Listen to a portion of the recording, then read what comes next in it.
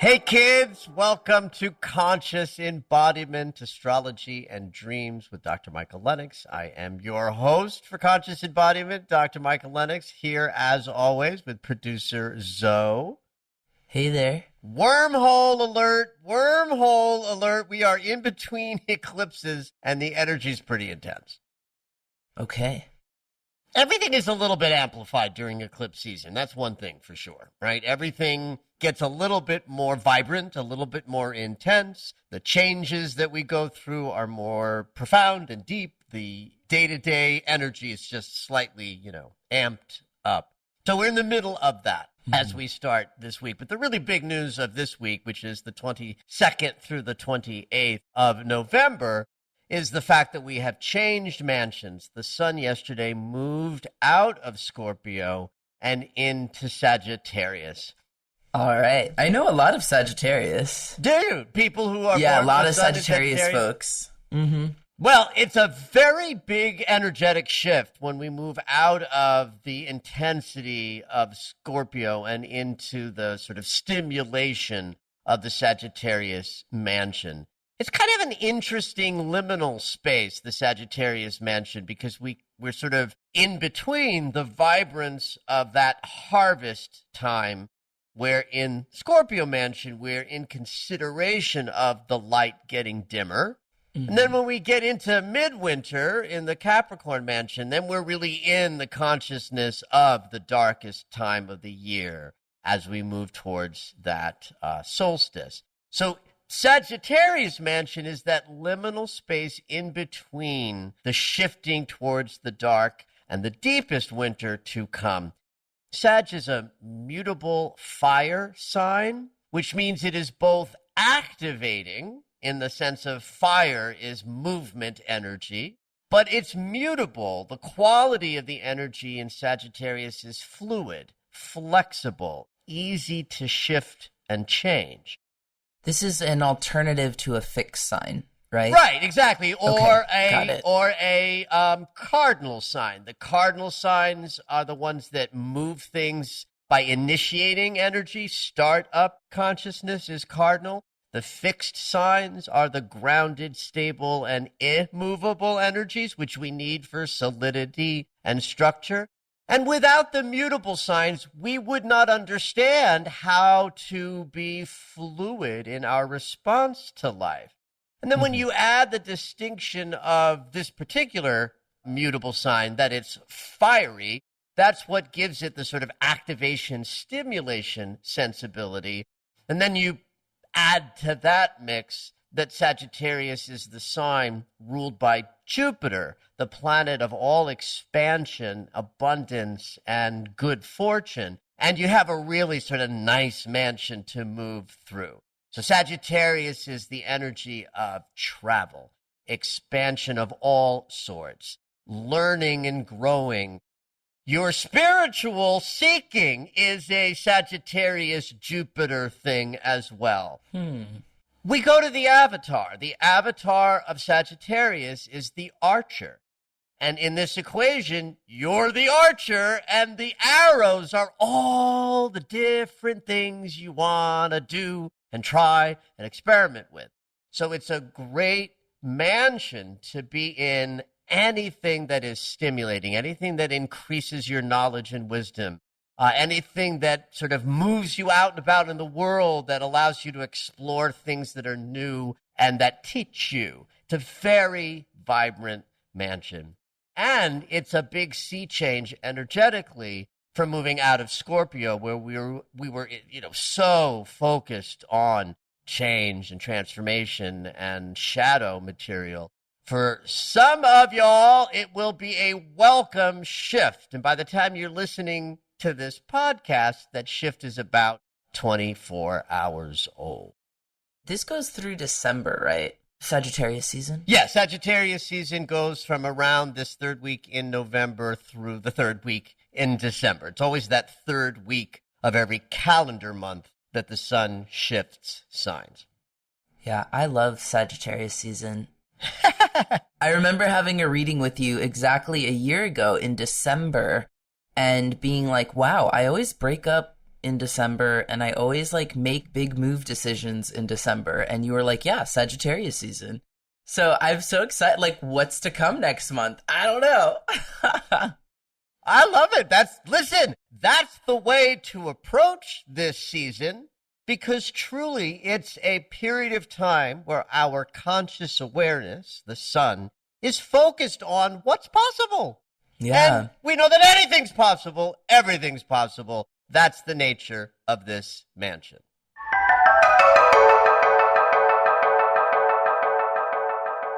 So even if astrology is new to you, you probably have figured out that the sun and Mercury are always hanging out together.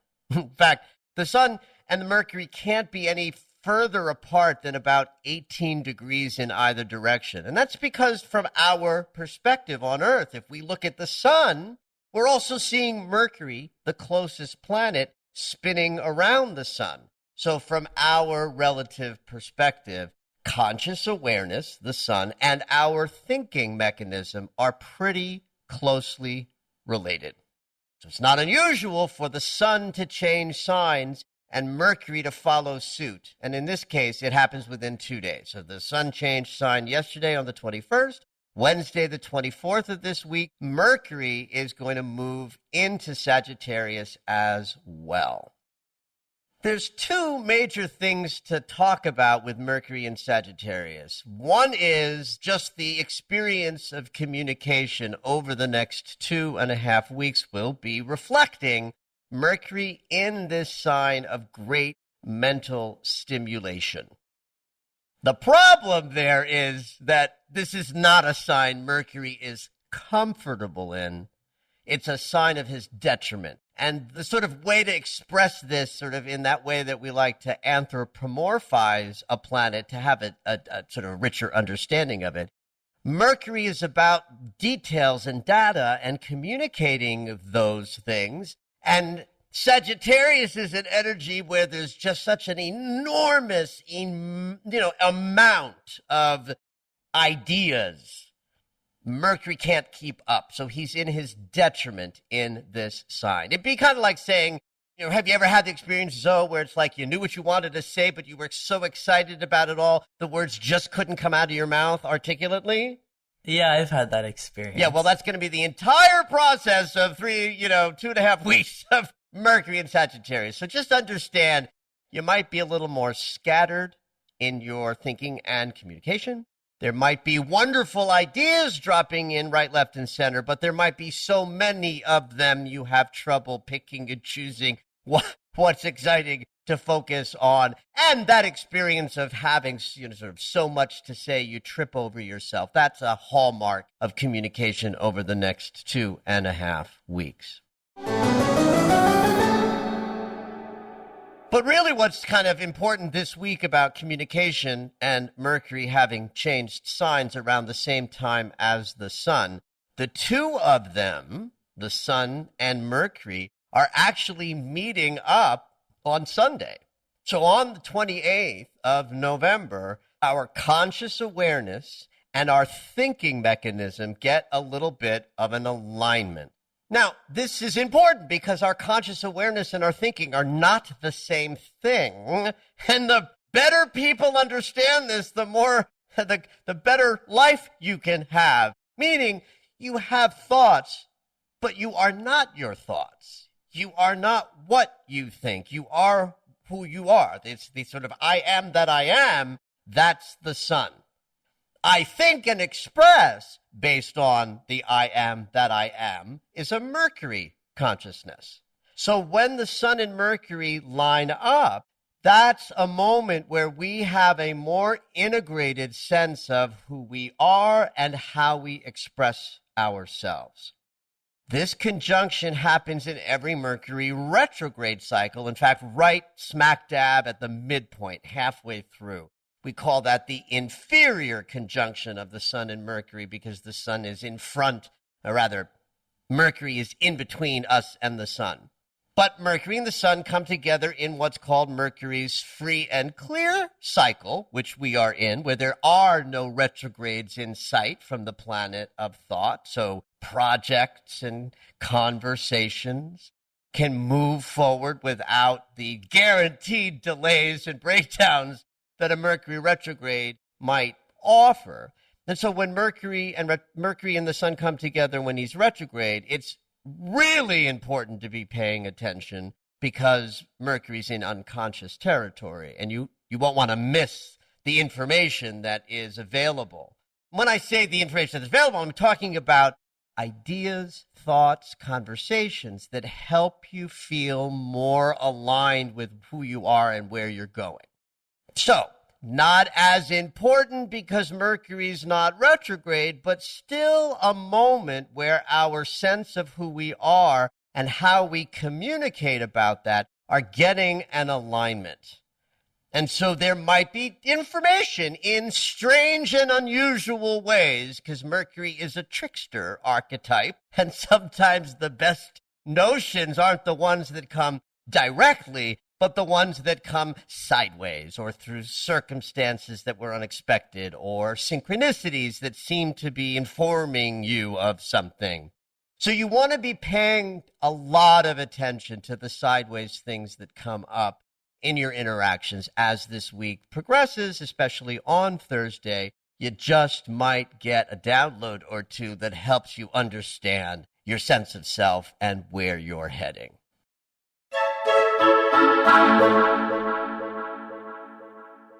So there's a wonderful healing opportunity in this mad wormhole of an eclipse season that we're in. 2021 has featured only a single triple transit that was very helpful to our journey. So when I say triple transit, I mean the transits that have hit 3 times. Most notably, Saturn and Uranus in a square, the unstable changes that we're grappling with that are difficult. And we've got a third pass of that energy hitting in December. So we're not quite done with the difficulties that 2021 has brought in terms of sudden changes or things we have to accommodate to that might be a little overwhelming next month. But the other triple transit of the year has actually been really healing for anyone willing to pick up the tools of conscious awareness. And I say anybody willing because the geometry that Saturn, the teacher, and Chiron, the healer, are making this year is a 60-degree angle called the sextile. 60 degrees is a productive geometry, and 2 energies that relate in this angle are able to bring what they each bring with so much power and efficiency. Incredible amounts of work can be done in a 60-degree geometry. But it's potential, meaning if you don't pick it up, it's just going to pass you right by. Mm-hmm. So this only applies to anyone during this calendar year has been doing the work of self-investigation and healing traumas and trying to have a more integrated experience of your personal humanity. This cycle has been profoundly helpful. And the third pass of it hits this weekend. So as we move through this wormhole and, grapple with any of the deep changes and difficulties that this couple of weeks might bring us, you can absolutely rest assured that if you're in some kind of healing journey, meaning a grief or a challenge that you're working through that would be well described by the word healing, this is a week that will rise up and be, kind of a supportive energy to take anything that you're experiencing right now that might be emotionally confusing or challenging because so much is changing. There's an opportunity energetically that's rising up this week that also hit back in the middle of January. So because this is what we would call a triple transit, it hit 2 other times earlier in this year. So at the very beginning of February, Chiron and Saturn hit this sextile. It rose up again in the 3rd week in June. So we had another pass of this wave of healing energy that hits again this week. So you might want to go back, especially if you are moving through anything that would be emotionally difficult and causing, you to have to go into those tender places and heal. You might want to look back to early February and mid-June because there could be a correlation to things that are rising up now that you've actually been dealing with earlier in the year. And so I invite some of you to glance back at those dates of early February and mid-June. You might get a clue about what this week is likely to bring you. So the last thing I want to talk about this week in the astrology segment is our friend Venus, Venus in Capricorn, who hit her shadow of the retrograde cycle that we're in last Thursday. So that means we are now in territory where anything and everything that comes up in your relationship world and your emotional life is subject to be part of shifts and changes and processes that you go through when Venus turns around in late December. I love the idea that Venus is retrograde in this particular sign because it's such a pragmatic mansion in which we understand how to accomplish something. That's the goal-oriented sensation of Capricorn. But the spiritual sensibility of Capricorn is that as that goat climbs to a higher place on the mountain, the vantage point that goat gets to enjoy is increased. So Capricorn is also about raising our conscious awareness of stuff. And in the world of Venus, it's about raising our awareness of how we give and receive love. And then anything we get shown about that during these weeks that indicates ways that we are not open to more love will then sort of mark the journey that might be taking place starting in the 3rd week in December when Venus turns around. So we are officially in that pay attention to your heart right now because stuff that trips you up these few weeks is going to be part of the retrograde journey up ahead. Could you give an example of that? Sure. Okay. Say you are someone who is single, but very interested in attracting a partner.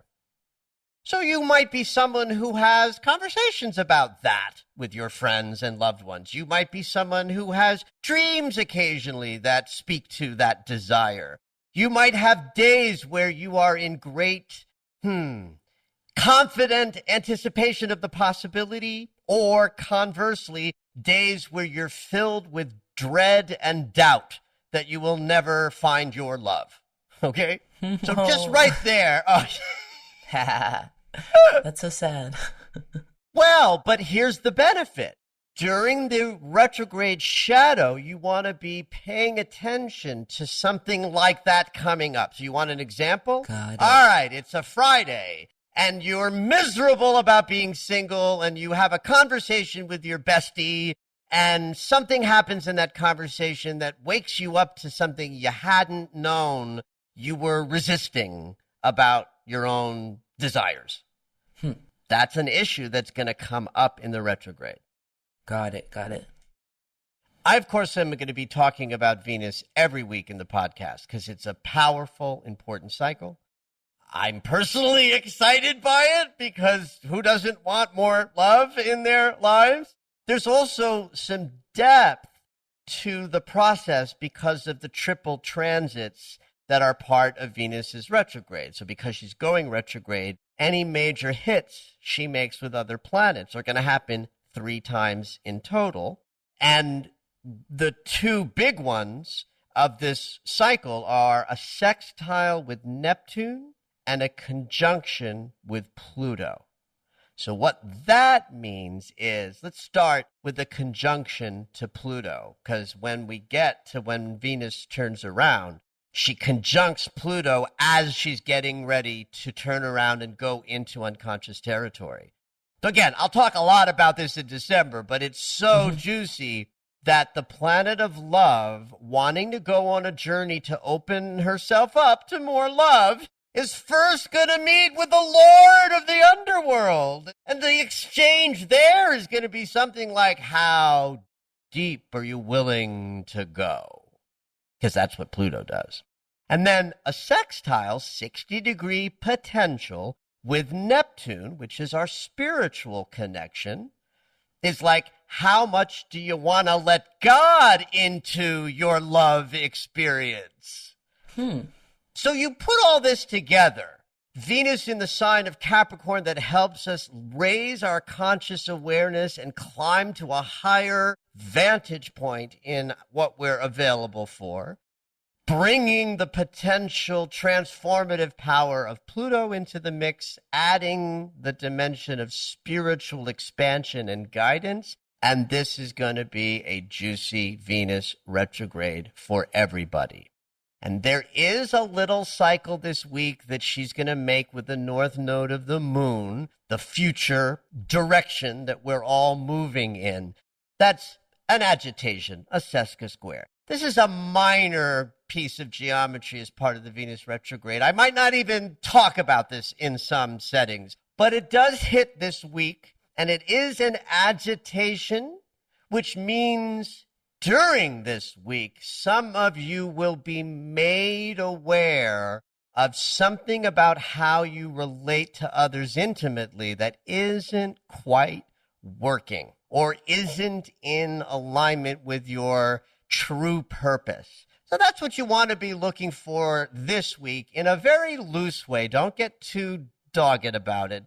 Better to pay attention to what Mercury and the Sun are bringing into your consciousness on Thursday, but also have a loose view on how your emotional body is speaking to you and how you're considering your intimate relationships. Pay attention to all matters of love and intimacy this week and see if something rises up. Have at it.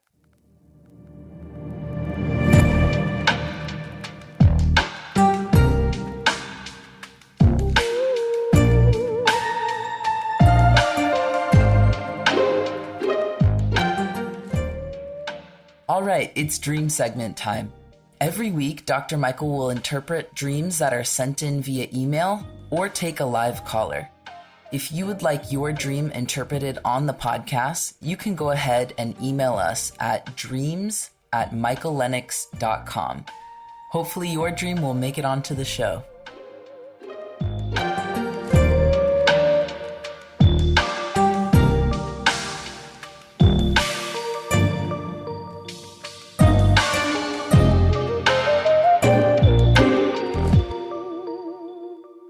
I have a tiny little email in dream before we take our caller. I picked this one because I feel like every week I learn a little bit more about dreams, and I know what a house means, but I don't know all the colors or animals, so this one I'm excited for. Okay, yay. Mira writes in, I dreamt of a white mouse and white rabbit together in the corner of my home on the floor. I've been told that mice usually represent some material waste, like breaking something in your home, for example. But this one was white, and with a white rabbit. Do you know what that would mean? Thank you so much. Well, I totally get why mouse might be thought of in certain circles as indicating, breakdowns of that nature, things going wrong in the home. Because, in fact, mice can do that, a mouse behind the, wall can chew your electricity. And, let's go for a second and be with that before we get into the loftiness of mouse and rabbit as medicine and the white as purity. Let's go with mouse as pest. So indeed, mice hide out behind the walls of our homes, and we declare that as it shouldn't be. It's a Western culture nonsense thing that we've lost, our connection to the land so much that, God forbid, a little, field animal might show up in your nice house. You want it out, right?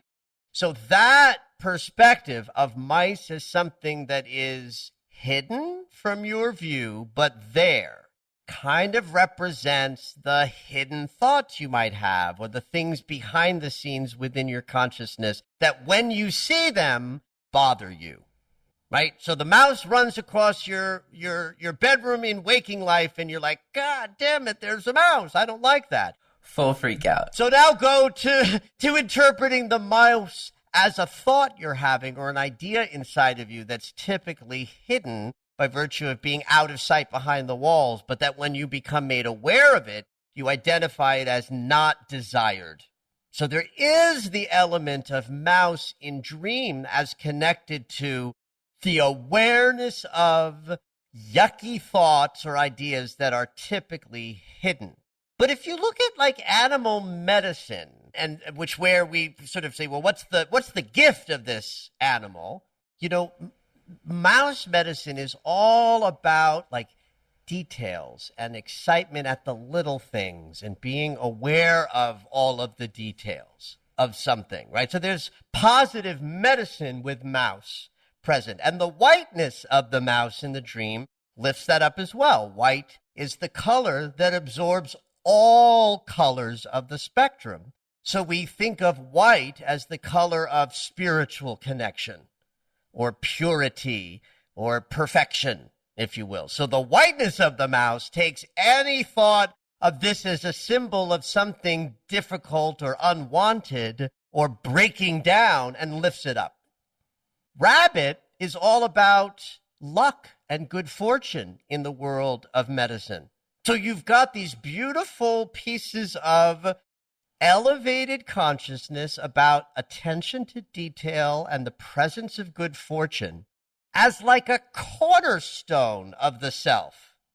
Where I get that is, she says, she's sitting in the corner of her home with this medicine. The two animals are in the corner. They're in the corner. They are in the corner of her home. And so I take that and in little dream pun land, sort of say at the cornerstone of her current sense of self, she's getting connected to the medicine of attention to detail and powerful creativity, abundance, and expansion that rabbit represents. It's a beautiful dream.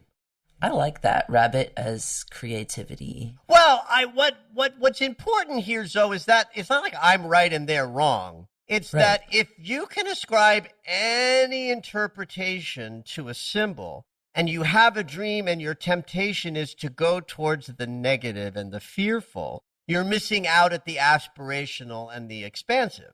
Right. So you say, well, I don't want mice in my corner of my home. It's like, yeah, but it's a gift from your spiritual connection that you have this symbol of great medicine being offered to you in your dream state.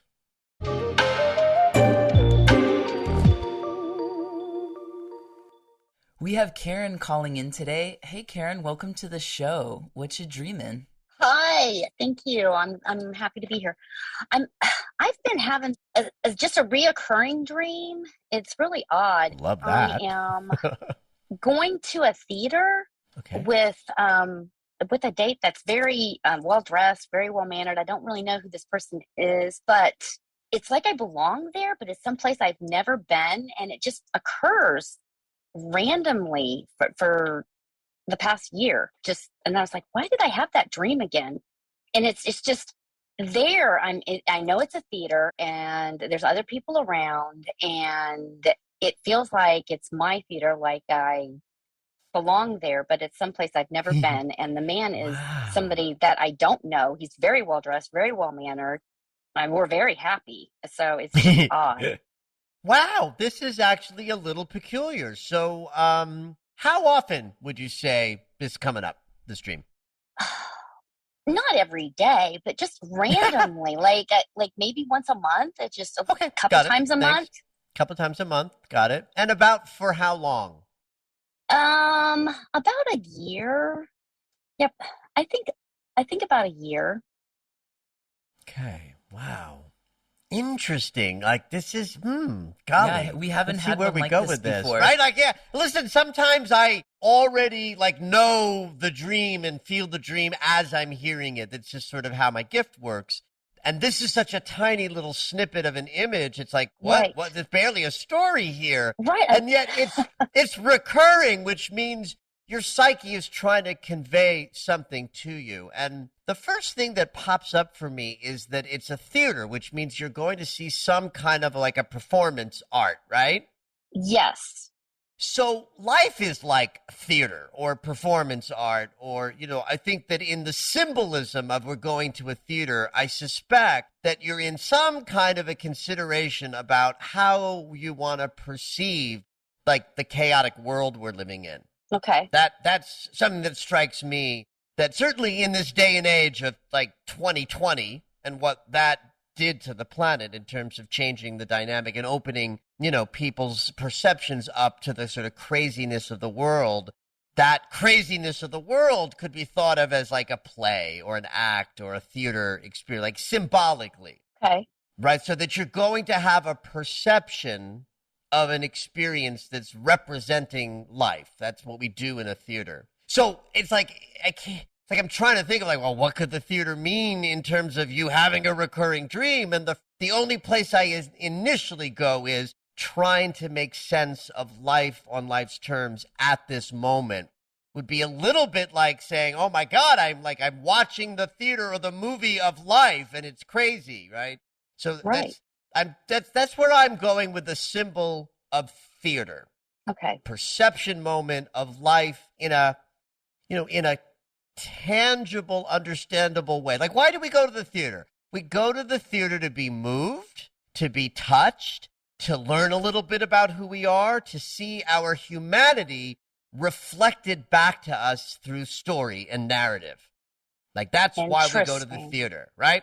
So there's something powerful about the theater if you think about it in terms of our humanity, and harken back to like thousands of years ago when people started to gather in community. One of the things that rose up was this artistic expression of humanity doing itself, but instructing and teaching us how life works, and think about these lofty, big, swathy human constructs. I'm thinking of Greek theater, right? Greek theater and the plays that have lasted, they're morality plays. They're plays about gods and goddesses. They were instructive. So you could say we go to the theater to learn how to be human. So if we start there with theater, at least that's all I got at the moment. And maybe if we were like in a therapeutic alliance, you and I had more to work with here. Let's just start with that.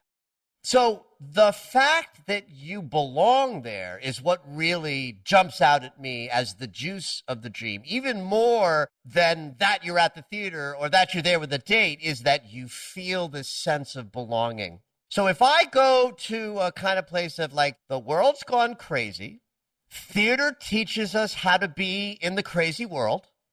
You're going to the theater on a regular basis right now. Maybe one of the things that this dream is giving you is an ability to be in life on life's terms, because periodically you drop into this inner place where you're like, it's just a play. This is not all that real. And if you take it to, I love that reaction, Karen. I love that you're getting what I mean. It's just a play.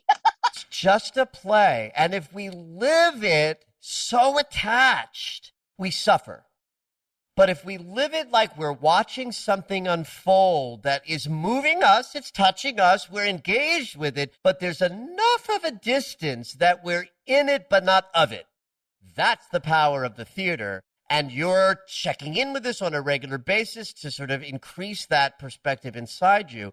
And then the well-dressed, well-mannered date to me then becomes a symbol of integration. Masculine and feminine principle in its sort of most neatened up and lovely sort of package, well-mannered, well-dressed, ready to meet the world, and this sort of crazy play that you're trying to figure out how to be with.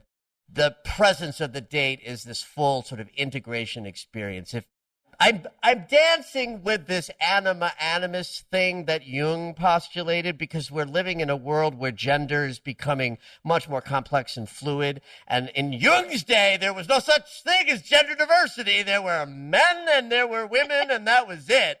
So Jung postulated this archetypal, powerful inner experience that is about integrating the polar opposites within us.